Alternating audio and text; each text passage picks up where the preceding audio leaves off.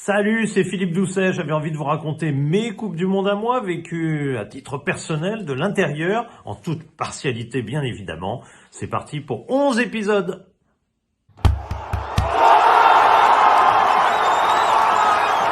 Épisode 2 qui me permet d'aborder les Coupes du Monde que j'ai réellement vécues, en tout cas à travers la télévision, puisque j'ai 12 ans lorsque la Coupe du Monde va en Allemagne de l'Ouest. On se rend compte d'ailleurs tout de suite qu'il y a deux Allemagnes réellement, puisque l'Allemagne de l'Est rencontre et bat l'Allemagne de l'Ouest dans cette Coupe du Monde, mais au-delà de la dimension politique, eh bien l'Allemagne de l'Ouest remporte sa Coupe du Monde et moi je suis aux anges parce que dans ce début des années 70, j'ai pris parti pour le Bayern contre l'Ajax, qui était la grande rivalité naissante du début des années 70.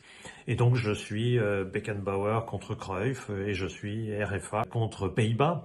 Alors ça va à l'encontre évidemment de ma future culture foot, mais bon, je suis un gamin de 12 ans qui fait ses choix aléatoires, sans culture foot réelle. C'est bien plus tard que Johan Cruyff évidemment m'emmènera et me guidera vers d'autres façons de concevoir le foot des années plus tard lorsqu'il sera entraîneur de l'Ajax puis de Barcelone. Donc cette première Coupe du Monde, je la vis à fond, je regarde tous les matchs, je suis littéralement passionné et je suis aux anges en finale lorsque le Gerd Müller marque ce deuxième but juste à la fin de la première période. Et le résultat d'ailleurs, c'est que je vais immédiatement dans mon jardin avec mon boxer, qui était un excellent gardien de but, rejouer la scène des dizaines et des dizaines de fois. Au final, je rate quand même 10 minutes de la seconde période de ma première finale de Coupe du Monde. Donc, et puis l'Allemagne l'emporte grâce à Maier en deuxième période, garde l'avantage. Et donc, je suis très heureux. Je n'ai peut-être pas bien compris la révolution footballistique que représentent les Pays-Bas et Rinus Michels, l'entraîneur, à l'époque. Par contre, j'ai très bien compris que le Brésil m'a déçu d'une manière considérable. Je vis avec le mythe du Brésil, bien évidemment, qui vient de gagner quand même 3 des 4 dernières Coupes du Monde. Et le Brésil est absolument insignifiant. En fait, le Brésil a toujours été tiraillé entre deux cultures. Celle d'entraîneurs romantiques, magnifiques, les Télé Santana, Gallo et autres. Et puis, de l'autre côté, les espèces d'entraîneurs, comment dire, professeurs d'éducation physique, tout basant tout sur le physique, etc. Et la culture brésilienne a toujours été tiraillée entre les deux. Alors, les tenants de l'éducation physique, c'est les Scolari et ce fameux Coutinho qui dirige le Brésil en 74. C'est une équipe épouvantable qui fait de multiples fautes, qui joue pas. Le Pelé est parti jouer aux États-Unis. Il n'est pas à la Coupe du Monde. Il ne joue pas cette Coupe du Monde.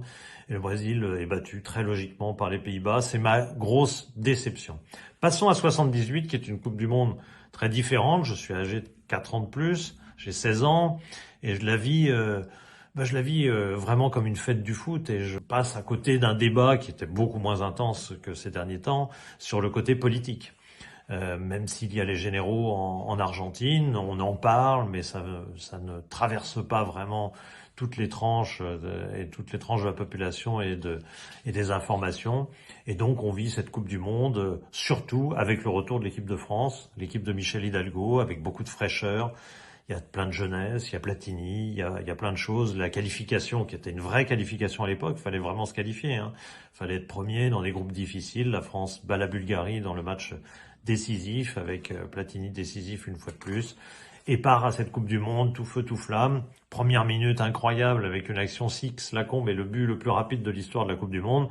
Et puis patatras, tout le reste se passe mal. Il y a l'Argentine avec ce fameux penalty pour une main de trésor qui aujourd'hui paraîtrait totalement indiscutable et qui à l'époque nous fait penser au scandale du siècle parce que c'est une main totalement involontaire. Alors aujourd'hui, on adore siffler toutes ces mains-là, mais à l'époque, franchement, ça paraît comme absolument scandaleux, et en plus contre le pays organisateur. Quant à l'humiliation de jouer en maillot rayé blanc et vert contre la Hongrie, là, bon, ça nous montre qu'on n'est pas tout à fait, à tout point de vue, organisation et autres, on n'est pas tout à fait au niveau de la Coupe du Monde, et qu'il va falloir, enfin, ce sont les prémices de ce qui va se passer après, mais enfin, en tout cas, l'équipe de Platini n'est que naissante, ce n'est qu'un début. Et puis parallèlement, quand même, il y a cette Argentine qui évidemment on assimile un petit peu à l'organisateur, qui profite de plein d'avantages. Il y a ce fameux match contre le Pérou qui permet à l'Argentine de se qualifier pour la finale, un 6-0 qui paraît un petit peu douteux, mais en dehors de ça, reconnaissant que l'équipe de Menotti avec Ardiles au milieu, avec Kempes devant, était une belle équipe qui jouait un très bon football et que elle ne méritait pas forcément l'opprobre qui était davantage lié au fait qu'elle représentait le pays organisateur, ce qui déjà était tout de suite suspect, et puis en plus évidemment un régime de généraux dictatoriaux. En tout cas, tout ça bien fait que ces Coupes du Monde sont malgré tout les premières, donc évidemment j'en ai un souvenir évidemment un petit peu attendri.